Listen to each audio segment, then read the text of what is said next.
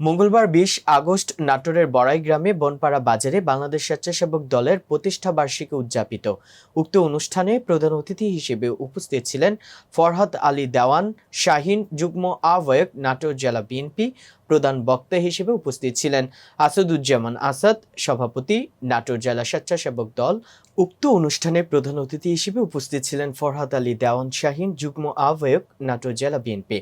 প্রধান বক্তা হিসেবে উপস্থিত ছিলেন আসাদুজ্জামান আসাদ, সভাপতি নাটোর জেলা স্বেচ্ছাসেবক দল।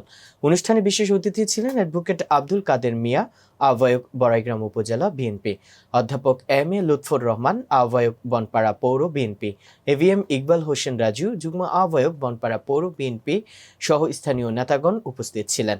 অনুষ্ঠানে সভাপতিত্ব করেন মিজানুর রহমান মিজান, আহ্বায়ক বড়াইগ্রাম উপজেলা স্বেচ্ছাসেবক দল।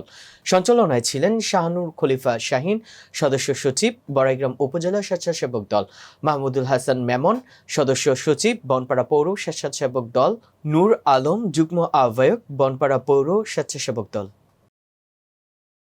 দর্শক, ভিডিওটি ভালো লেগে থাকলে অবশ্যই লাইক, কমেন্ট, শেয়ার করে কাজী টিভি নিউজ 24 এর সাথেই থাকুন এবং সবার আগে সকল আপডেট পেতে ভিজিট করুন www.kazitv news24.com।